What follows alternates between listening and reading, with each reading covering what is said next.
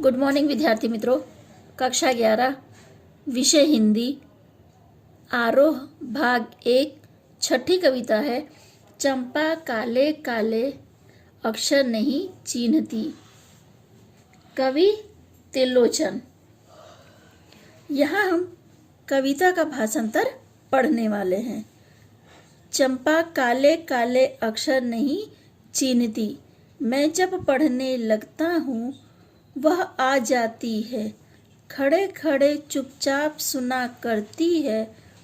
उसे बड़ा अचरज होता है इन काले चिन्हों से, कैसे ये सब स्वर निकला करता है। प्रस्तुत जो गद्यांश है इसमें कवि त्रिलोचन ने भोली भाली अनपढ़ ग्रामीण बालिका है उसकी जिज्ञासा को अत्यंत सहज भाव से व्यक्त करते हुए कहा है कि चंपा काले काले अक्षरों को नहीं पहचानती है, यानी वो पढ़ी हुई नहीं है। कवि पढ़ते हुए जब वो कवि को देखती है तो उनके पास आकर खड़ी होती है। कवि के पास चुपचाप खड़े होके वो कवि को सुनती है। उसके चेहरे पे आश्चर्य के भाव उमड़ते हैं। वो मन ही मन सोचती है इन काले अक्षरों से यह स्वर यानी तरह तरह की बातें, विचार, प्रसंग आदि कैसे फूट पड़ते हैं। चंपा को यह आश्चर्य होना स्वाभाविक है, क्योंकि अनपढ़ लोगों के लिए काला अक्षर भैंस के बराबर होता है। यहाँ कवि ने काले अक्षरों के लिए काले काले विशेषण का प्रयोग किया है। चंपा सुंदर की लड़की है, सुंदर ग्वाला है, गाय भैंस रखता है। चंपा चौपायों को लेकर चरवाही करने जाती है।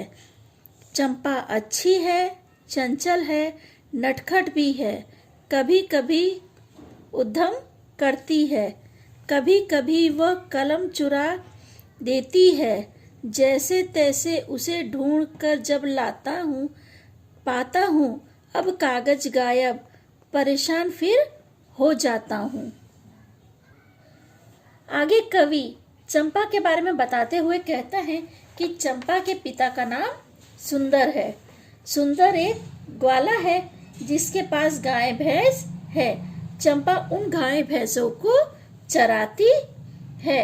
चंपा स्वभाव में चंचल है, नटखट है और कभी कभी शरारत या मस्ती भी करती है। कभी कभी वो लेखक के कागज और कलम चुरा देती है, जिससे कवि अक्सर परेशान हो जाते हैं। जैसे तैसे वह कलम ढूंढते हैं तो चंपा उनके कागज को गायब कर देती है। वह फिर हैरान परेशान हो जाते हैं। आगे चंपा कहती है, तुम कागज ही गोदा करते हो दिन भर, क्या यह काम बहुत अच्छा है? यह सुनकर मैं हंस देता हूँ। फिर चंपा चुप हो जाती है। उस दिन चंपा आई, मैंने कहा कि चंपा तुम भी पढ़ लो, हारे गाढ़े काम सरेगा। गांधी बाबा की इच्छा है सब जन पढ़ लिखना सीखें। आगे चंपा कहती है कवि से, क्या तुम दिन भर कागज में गोचते हो, यानी जो लिख रहे हो, क्या ये लिखना अच्छा है? क्योंकि चंपा अनपढ़ है, उसे पढ़ाई का कोई भी ज्ञान नहीं है। तो वो कवि से सवाल करती है, क्या तुम दिन भर जो लिखते हो ये लिखना अच्छा है? ये बात जब कवि सुनते हैं तो वो हंस देते हैं। तो चंपा चुपचाप खड़ी हो जाती है। आगे कवि बताते हैं कि उस दिन जब चंपा आई तो उन्होंने चंपा को पढ़ने लिखने के लिए कहा कि हो सकता है कभी मुसीबत में काम आए। आगे वो गांधी बाबा के बारे में कह रहे हैं कि वो चाहते थे कि सभी जनता पढ़ना लिखना सीखे। यहाँ पे गांधी बाबा यानी गांधी बापू से लिया गया है कि वो चाहते थे कि सभी जनता पढ़ना लिखना सीखे। क्योंकि पढ़ाई लिखाई हमेशा ही काम आती है। चंपा ने यह कहा कि मैं तो नहीं पढ़ूंगी। तुम तो कहते थे गांधी बाबा अच्छे हैं, वे पढ़ने लिखने की कैसे बात करेंगे। सॉरी बेटा, हाँ कहेंगे है, मैं तो नहीं पढ़ूंगी। आगे चंपा जब कवि उसे पढ़ने के लिए कहते हैं तो वो पढ़ने के लिए मना करती है और कहती है कि गांधी बाबू तो अच्छे हैं, तो वो पढ़ने की बात कैसे करेंगे, मैं तो नहीं पढ़ूंगी। यानी कवि उसे समझाने की कोशिश कर रहे हैं कि पढ़ाई का महत्व होता है, पढ़ लो भविष्य में तुम्हारे काम आएगा। पर जो चंपा है वो इस बात को नहीं समझती और पढ़ने के लिए मना करती है।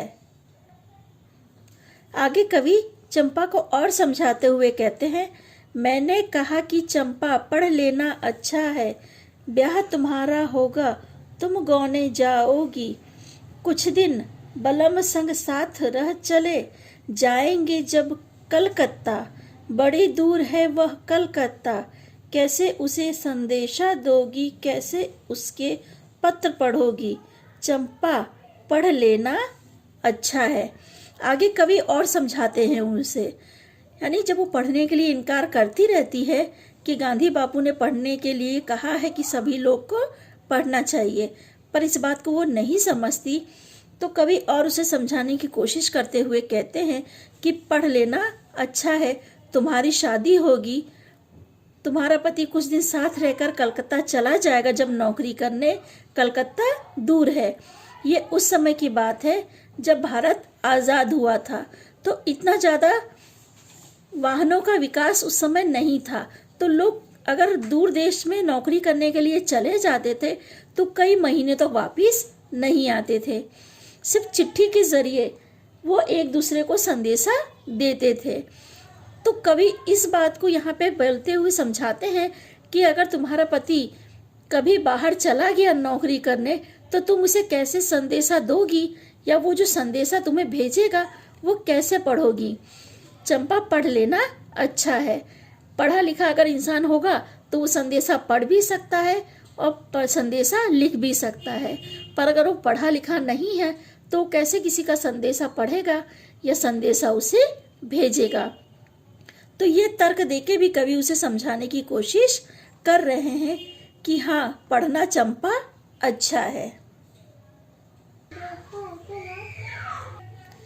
चंपा बोली, तुम कितने झूठे हो देख, हाय राम तुम पढ़ लिख कर इतने झूठे हो, मैं तो ब्याह कभी न करूँगी, और कहीं जो ब्याह हो गया तो मैं अपने बलम के संग साथ रहूँगी, कलकत्ता में कभी न जाने दूंगी,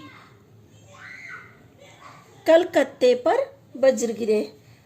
आगे कवि उसे और समझाने की कोशिश करते हैं, तब चंपा अपने अंदाज में उत्तर देते हुए कहती है कि तुम पढ़े लिखे होकर भी इतना झूठ कहते हो। फिर वो आगे कहती है कि पहली बात तो मैं शादी ही नहीं करूँगी, और अगर शादी हो गई तो मैं अपने बलम को कलकत्ता नहीं जाने दूंगी, उसके साथ ही रहूँगी। आगे वो कहती है कि कलकत्ते पर वज्र गिरे। यहाँ पे कवि ने ग्रामीण जनता की आर्थिक मजबूरी के चलते शहर की ओर जानने के लिए जो विवश होते हैं ना, उनकी विवशता को प्रकट किया है कि अपने जीवन के संघर्ष को या अपने परिवार को जीवित रखने की जिजीविषा में वो लोग एक जगह से दूसरी जगह भटकते हैं। इसमें चंपा कलकत्ते पर वज्र गिरने की इच्छा को व्यक्त करती है। जीवन के ठोस यथार्थ के प्रति चंपा के संघर्ष और उसकी जिजीविषा को प्रकट करता है। चंपा ऐसा इसलिए कहती है कि गांव से जो लोग शहरों में नौकरी करने चले जाते हैं, अपने परिवार से कई महीनों तक उन्हें दूर रहना पड़ता है, जिसके लिए चंपा कहती है कि कलकत्ता पे वज्र गिरे। जिससे उसे वहां न जाना पड़े। ठीक है विद्यार्थी मित्रों, मैंने आपको भाषांतर समझा दिया है। एक बार आप सभी कविता का वांचन कर लेना।